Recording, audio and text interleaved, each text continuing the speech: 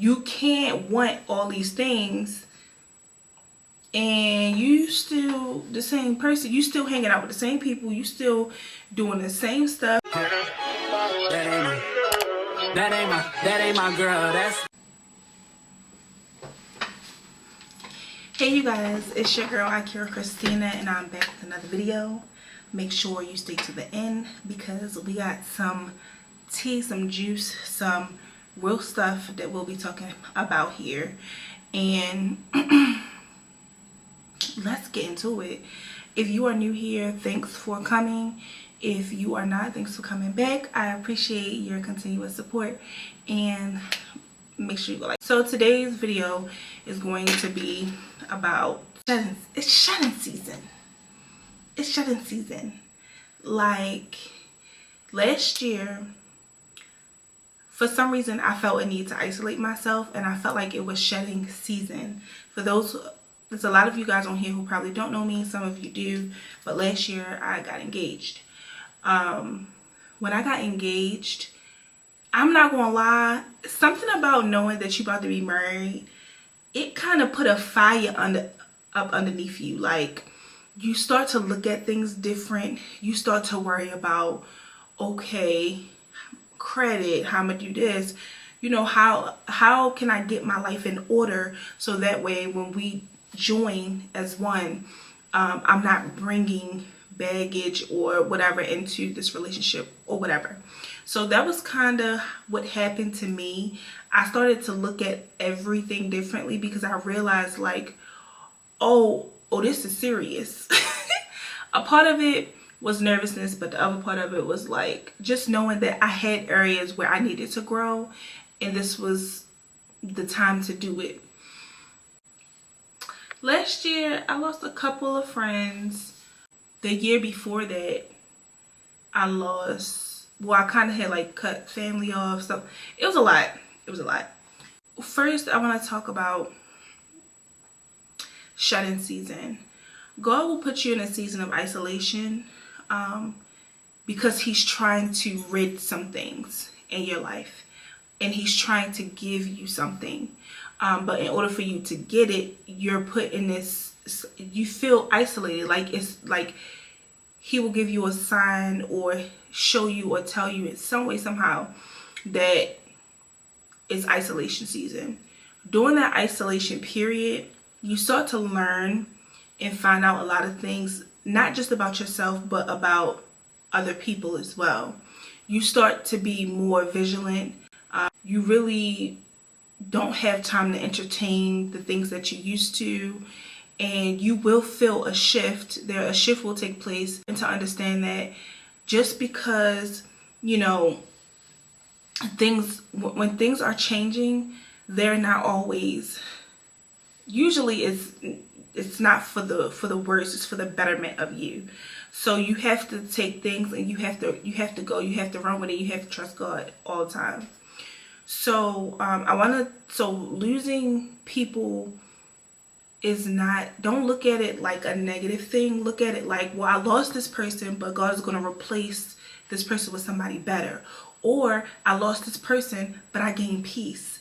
So sometimes we hold on to things much longer than we're supposed to because we feel like, oh, we got to stay friends with somebody because we've been friends for 20 years, you know, or, oh, this family, so, you know, we got to stay, I don't know, click close because, you know, we grew up together, whatever the case may be. However, one of the things that you're going to have during this isolation period is growing pains, okay? Growing pains is important for you to remember that. The reason why it's called growing pains is because in order for you to grow, you have to let some things go, okay? So you are going to start to have to rid things of your life that you are used to and comfortable with in order to get to the next level you're trying to. You can't want all these things and you still the same person. You still hanging out with the same people. You still doing the same stuff. You still going to the club every night. You know, like, you're still doing all these things that don't serve you, but you say that you want a life of, you want all these blessings. You want a life of all of this stuff. But on the other hand, you ain't putting in no work. You at the club every night. You know, entertaining different men or women, whoever, you know, like, you're doing things that don't serve you, but you want God to bless you with things that you feel like will feed your soul, even though you're feeding your soul with bad things, right? That don't make sense. So when you're asking for things from God, you need to make sure that you are preparing yourself to receive those things you're asking for. Don't ask for a husband, but you talking to 20 different men and entertaining all of their nonsense. No. You know, like, you have to be careful about what you ask for, and you have to make sure that you're prepared and you're ready for the things that you're asking for. Because I find that a lot of times we ask for things that we're not necessarily ready for, and we get upset when God doesn't bless us with it, even though we're not ready for what we're asking for. So a part of growing pains is you will have to let things go that no longer serve you.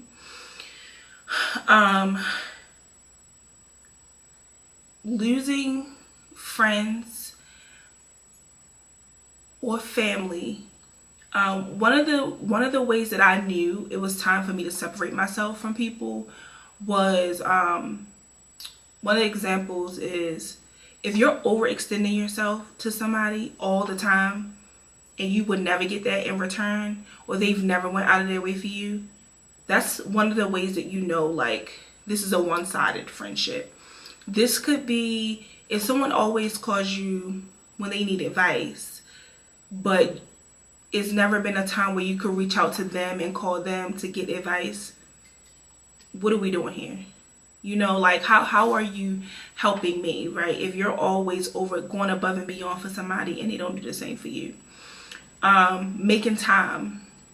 So you could always make time or try to make time to hang out or see a person, and they always have an excuse of why they can't see you unless they're getting something out of it. So something that's going to benefit them, that's when they have all the time in the world.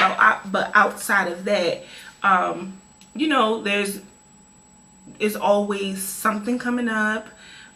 You make plans, they can't, like, and it's just like, okay, but every time you need me, I'm there. But now I'm reaching out to you like, hey, and now is an excuse.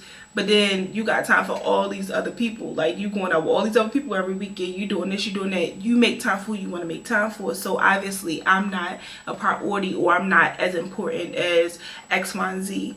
So that's another way for you to know, you know, okay, maybe I'm being there too much, or maybe I'm, you know, going above and beyond, or trying to show up too much and be a good friend to this person, and they don't feel the need to plan stuff with me. They don't feel the need to hang out with me. They don't feel the need to call me, check up on me, help me, things like that. So you have to be careful, because it's easy to fall into a one-sided relationship, especially when you are a people pleaser, and, you know, or you're considered the one who everybody goes to for advice, because people will use you for that.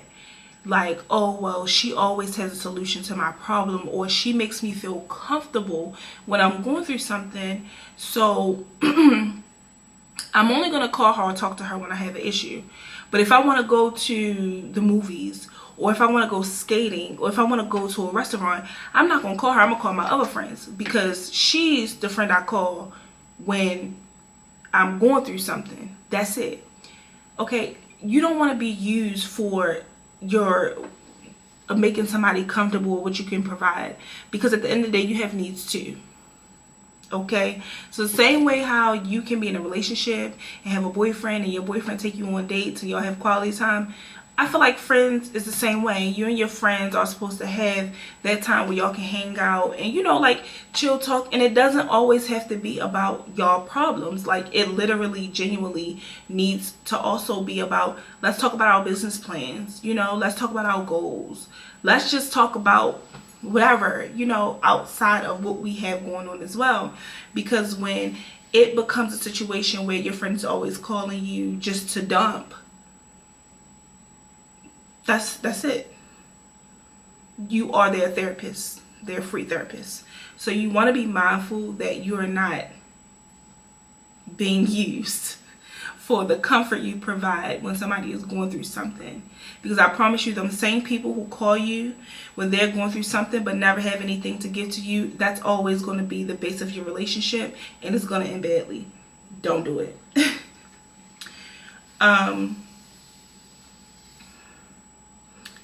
Family. I understand that, you know, we all have a family. We all, you know, have our favorite cousins or people we grew up around, stuff like that. They can get cut off too. Okay? They can hit the road jack. Because at the end of the day, you have to understand that for a lot of people, not all people, your family can be your biggest downfall, which means that they can be the ones that's actually hating on you. Your closest family members or your closest friends can be your biggest downfall. Those people who never show up for you, those people who never support you, those people who talk about you behind your back, you need to cut them off, okay? Because at the end of the day, I can't be around people I don't trust. That's just period. I can't be around people I don't trust, and I'm not going to force myself to be around people when I know they don't have my best interests at heart. And they can say, oh, we love you, oh, we do. No, because you don't want me to succeed outside of you. So sometimes family will try to keep you in a box, especially like if you have like people in your family who never really accomplish anything. They don't own nothing, you know, they don't have a business, they never finish school, all that stuff, and they see you coming up and you're doing all of these things that they never got a chance to do. People get jealous of that. People get envious of that, and envy breeds hate. So you have to be careful with that too, because then you could become the punching bag even though you didn't do anything. You're a mirror for them. You show them everything they didn't accomplish, or maybe they doubted you from the beginning, and to see you going out and doing everything they doubted is like, oh, what makes this person so special that they got this or they did this, but I'm still in the same situation. Not knowing, or even knowing, but sometimes people just need someone else to blame. God gave everybody free will. You got the same 24 hours I do. And I understand that everybody 24 hours look different. But the same way how you can blame somebody else for you not succeeding when they didn't have anything to do with it. I didn't get in your way, right? What did you do to help yourself? What did you do to help yourself? Not a damn thing. But I was the target because I was doing all these things, and you felt like, oh, how can she get all of this, right? So if you have family members like that who are jealous or envious of you, talk about you behind your back, don't uplift you, don't support you, no nothing, understand that you can create your own family. That's why we reproduce. You can have your own children. Your friends can be your family. Family is what you make it. Blood don't mean a damn thing, okay? They say blood is thicker than water, but to be honest, I have friends that have been more loyal to me than people in my own family. So listen when I tell you this. You create your own family. Do not let the title family make you hold on to things that no longer serve you, because they can be your biggest downfall. And if they're not supposed to be a part of the blessing that God has waiting for you, you will never receive it as long as you have those people around you. Because I always say this, people think that when people say about praying on your downfall, that somebody is on their knees praying like, oh, I hope this person don't make it. No, it's a thought. All somebody have to do is be jealous of what you have, and that's considered praying on your downfall. Somebody has to be envious of what you have, and that's considered praying on your downfall. Somebody can doubt that you have the ability to do something, and that's called praying on your downfall. So you want to be careful when you're putting yourself in a situation where, you know, you have these people around you who you know are not praying for you. These people are not praying for you. These people do not want you to succeed because they're not succeeding. Why are we still putting ourselves in rooms with people like that? Why we still hang around people like that? Why do we have those people in our business, right? And that's another thing you got to watch out for, monitoring spirits. Is this person only around me to figure out what I got going on next? Because when people come around you, oh yeah, so how's this going? How's your little business going? How's your little apartment going? Oh, when you gonna have a baby? Oh, when you gonna get married? When you gonna... People who always come around you and it's always a question about when you're gonna do something, side eye them. Because if I don't outright come and tell you what I got going on, it ain't no reason for you to try to be in my business. No reason. So you got to be careful about allowing people to come in and they trying to gather as much information as they can. Now they got your whole plan that you got for yourself. Well, they know your whole plan that you got for yourself, and now they thinking about everything that you done told them that you trying to accomplish, and they're hoping and praying that you don't get it. So you have to be careful. Know your worth, and if you are continuously showing up for people, being there for people, going above and beyond for people, you never get the same in return. For me, it's the principle for me. I look at the principle of things. And I'm going to tell you why. It's not always the situation. If you went out and we were supposed to do something, you made other plans, I might feel some type of way, but cool. The principle, the reason why I will stop talking to you is because you never communicated that you didn't want to go out anymore. You just made other plans and you did that. Or you lied about what you were doing, why you did it. And I know, because God gave me discernment. And I'm not saying that I'm always right about these things, but what I'm saying is most of the time I am. I know when someone is BSing me. So once I get that feeling that something not right, you trying to gaslight me, then I'm like, okay, all right, and I remove myself. Because for me, it's the principle. If you couldn't even be honest with me, you couldn't even be straightforward with me, and everybody who knows me knows that I'm honest, I'm upfront. If you couldn't even give me that honesty in return that I give you, how can I trust you? Especially when it's a lie about something so small. Also, if you plan something with me and then you say, oh, well, you didn't reach out to me, you didn't call me, so I didn't know. You made the plan. That means you take the initiative. You can't say, oh, we're doing this, and then ghost me because you say, oh, well, you never confirmed. You made the plan. I agree. Now you take the initiative. See, people will try to make you think and make you feel like you're crazy because no. It's not you, baby. It's them. And that's okay. Because one thing that I've learned from old relationships, old friendships, old family ships is that when you're not around, people will start to miss you because they realize the value you brought into their life. They realize that. And even if it's not right away, something is going to happen that's going to make them realize and understand the value you brought into their lives. When I cut you off, goodbye. Goodbye. And I'm not going to lie, sometimes I've cut people off and entertained them here and there. But for the most part, when I cut you off, I'm done. I usually give a lot of grace and I'm very forgiving. But I'm in the season where I'm learning that just because you forgive somebody does not mean you have to reconcile, okay? I'm going to say that again. Just because you forgive somebody do not mean you have to reconcile. If your boyfriend cheat on you, the forgiveness is for you. It is not for him. It's for you so that way you can be healed and you can move on.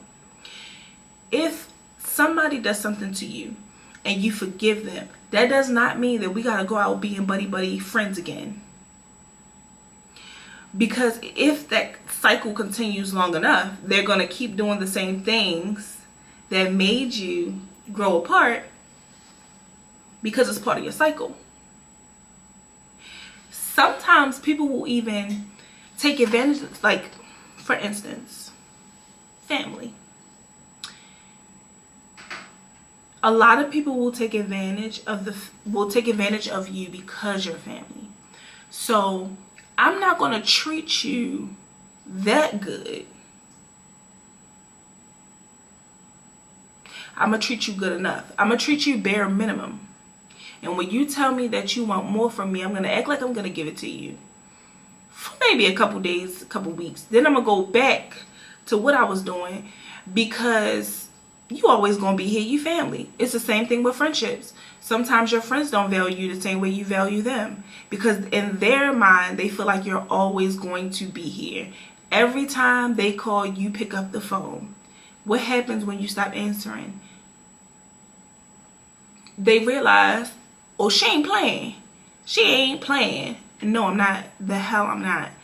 But sometimes we entertain people for way too long, and they get way too comfortable being disrespectful, playing in our face, and showing us time and time again that we are not valued by them the same way that we value them. I'm not about to decrease my value. I think not. So if you want to blow me off, cool. If you want to use me up, cool. Guess what? I'm gonna cut you off, and then God is gonna replace you with somebody who actually cares about me, somebody who actually loves me, somebody who actually values me.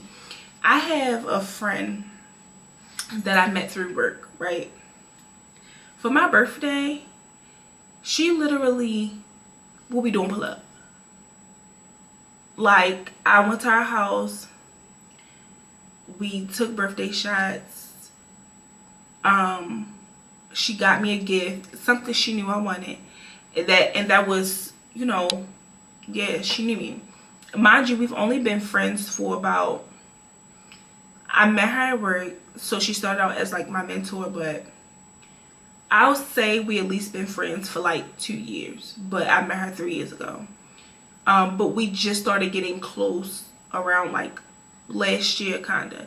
So we had only been close for like a couple of months, and she was like, what we doing, where we going, what we getting gifts. I'm sorry, I've never had a friend go out there and do nothing like that for me. And to some people it may be small, but to me it was like, dang, that's how you know people really value you. And she's not the type that go out. Well, I can't say she's not the type to go, because she do like to go out. However, she will call me up and be like, okay, when we meeting up to go about our business plans, we're gonna do a brunch, and we're gonna go over and we're gonna talk about our business plans, our credit goals, stuff like. I've never, ever, and I'm just being honest, because that means a lot to me. Okay, things like that mean a lot to me, because that tells me that not only are you trying to grow, but you want us to do it together. And that means a lot to me, because I've never had that before. So be intentional about the people you decide to keep in your lives, and be intentional about the people who you let in your space. Stop being afraid to start over. Sometimes you just have to start over. You just gotta do it, because what happens is, if you do not, you're gonna be in a situation where years later you will be looking like, damn. You're gonna realize that everybody in your life who was no good for you, who was negative towards you, you're gonna realize that all them people was the reason you did not succeed. I'm telling you.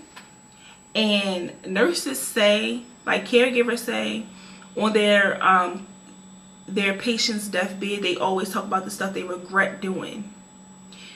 You don't want to be that person. You don't want to be dying regretting that you didn't start a business, or that you didn't buy a house, or that you didn't have children, or that you didn't travel the world, or whatever it is that you wanted to do.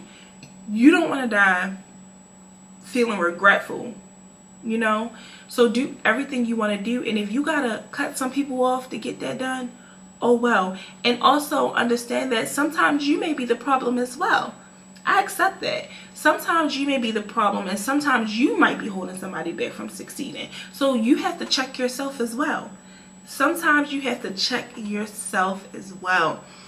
It was a situation, and me and this person's not beefing, but it was a situation where I felt some type of way because I'm like, oh, she always hanging out with her other friends and doing X, Y, and Z. She'll never ask me out. She'll never ask me to go here, here, here, here, here. My friends know I do not like to go to clubs and stuff like that, but they know, like, I like to go out to eat. I'm probably a brunch kind of person. Maybe just come over my house and chill.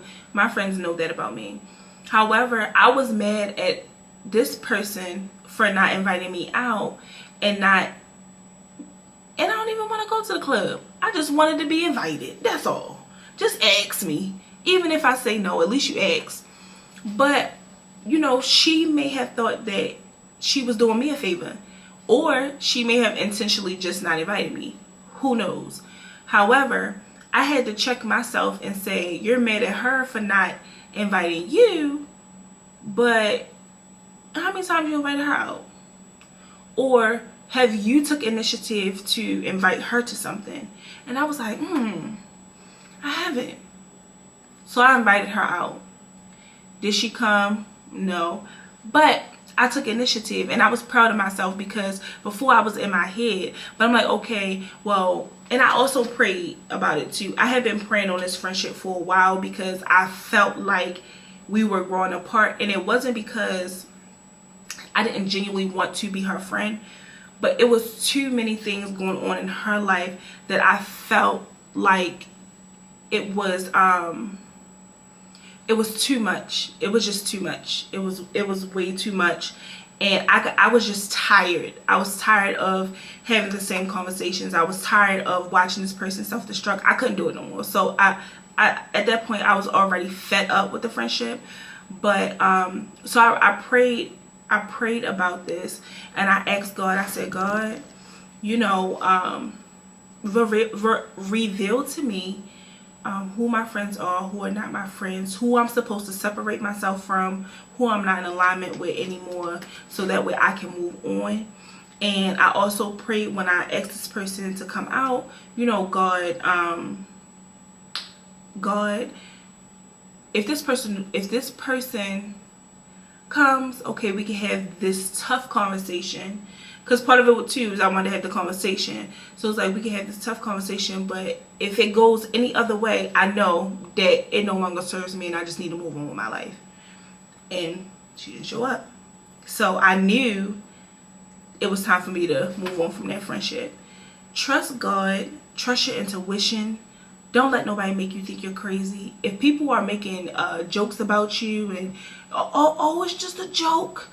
You ain't got no hair. It's just a joke. And you probably don't have no hair. But is it really a joke? No, it's not. It's the truth. And the same people who make jokes about you be the same people talking about you when you're not in the room. And that was the other thing. I can feel when people have been conspiring against me or talking about me. And as soon as I get that feeling, I'm up off you, baby. Because one thing about it is, I'm too good of a friend and too good of a person to allow you to try to downplay my part in your life and make it seem like, oh, I don't do nothing, or make it seem like I'm just a bad person.